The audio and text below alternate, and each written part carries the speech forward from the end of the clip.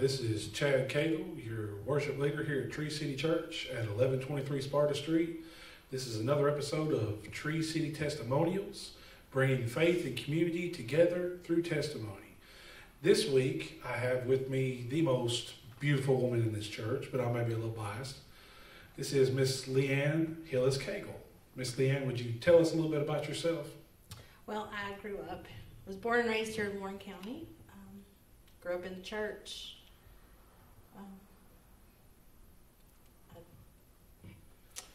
Alrighty. Besides being my wife, she's very talented, folks. All right, so let's dive right into it, because the Bible tells us over and over, and I've read the scripture every week. He just tells us over and over not to be ashamed of our testimony, but to share it. So that's exactly what she's going to do today. So if you would, we'll just let you dive right into your testimony. Okay. I have no idea what I'm going to say. I'm going to let God guide this today. I don't share my testimony a lot. I have with close friends, not in front of an audience, to share it that way. When I was about 14, I guess I was in about 8th grade, I started smoking pot and drinking a little bit with friends here and there. By 9th grade, I was smoking pot all the time. By the end of high school, I was doing pretty much whatever there was. So by 1920, I'm fully addicted to meth. Now, I would do any drug, but meth was my drug of choice. When I was 21 or 22, I got busted for the first time. Went to jail. Got out of jail.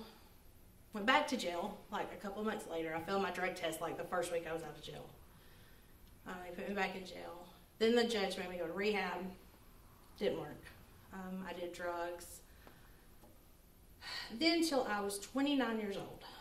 And I mean, like, I was homeless, had no car, no job most of the time.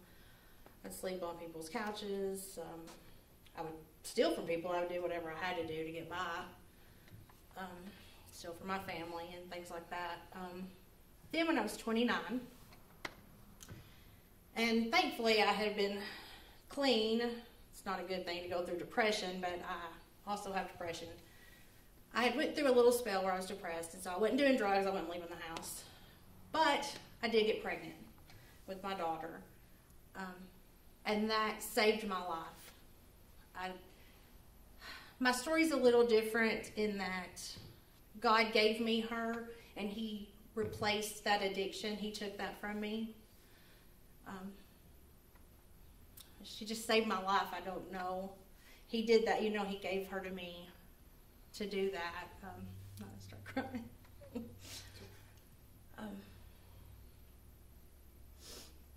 Sorry. Ask me a question.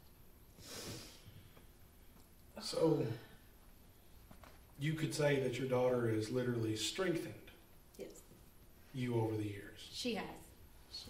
I always had the faith. I guess deep down I knew God was always there.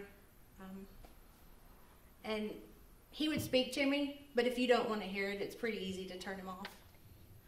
So you can live your own way. Yeah, if you just don't listen, you kind of don't hear it anymore. Yeah. But that's when I really, I'd always had God. I grew up, God was in the house. He was in our home. He was in our lives. But that's when I really got it, That's when I really got it, because He took my addiction from me. And I know a lot of people can't say that. A lot of addicts, they struggle for years to try to get clean, and they relapse. And God took that. Well, that's awesome. That's awesome. So, if you're ready for my 3 questions, we will fire my 3 questions at you. Sure. What's your strategy to maintain your faith and keep hope in everyday circumstances? I think it's important to look for hope. Just any little bit of hope, you hold on to it. I was scared when I got pregnant with Lucy. It was scary. I was alone. It was scary. But, I thought I have this baby. And I just had this renewed sense of hope. It was hope, and I clung to that. And I just built on that. And I kept building on that until here I am, 13 years sober. Amen. What words of encouragement or advice would you give someone experiencing a similar situation as your testimony? Keep the faith. And like I said a minute ago, if there any little bit of hope, grab onto it and hang on to it. It's important. And pray. He's listening. No matter who you are or where you are, he's listening. Amen. Amen. What's your go-to scripture, story, psalm, or prayer? So, the first time I was in jail, now my dad, he might kill me for saying, including him in this. My dad is not a Christian. He's never went to church as long as I've been around. But he sent me a letter one day, and all it had was, read this, love Daddy. And it was Luke 15:11 through 23. So I get out the Bible and I start reading. And it's the story of the prodigal son. You know, and I'll paraphrase a little bit and summarize this. The prodigal son was a father gave his 2 sons their inheritance, and one goes his own way. You know, he squanders all the money, he's homeless, he's hungry, and so he finally has to be like, I have to go home. I'm not worthy of my dad's forgiveness, but I have no other choice, I have to go home. You know, and his dad runs to him and accepts him with open arms, and he forgives him, and they celebrate, you know, his homecoming. And that was my dad's way of saying, I'm going to love you no matter what, and you always can come to me. And God has that love for us. You know, God has that same love that my dad had and still has. Amen. Amen. So, in all this trial, all these circumstances, the drugs, the jail, all that, it just seems that you've come out stronger than you probably would have if you'd never suffered these things. Would you agree? True. That's very true. So, in a way of saying it, sometimes in order for us to really appreciate what God does for us and what he has in store for us, we have to go through storms in life. Definitely. So, in other words, guys, if you're suffering from addiction, from depression, from anything that could be afflicting your life, don't give up. Because on the other side of that storm, there is a life, a wonderful life, and he has abundance ready for you. Would you agree with that? 100% agree with that, yes. I mean, because if you wouldn't have had that turnaround point, we may have never met. True. And I got to tell you guys, I love this woman more than I loved anybody in my entire life. She's a good woman. Just by meeting her, I would have never known her backstory unless she told it to me. So the awesome transformation of people that go through stuff in their life, you'll never believe. Never ever judge a book by its cover, guys.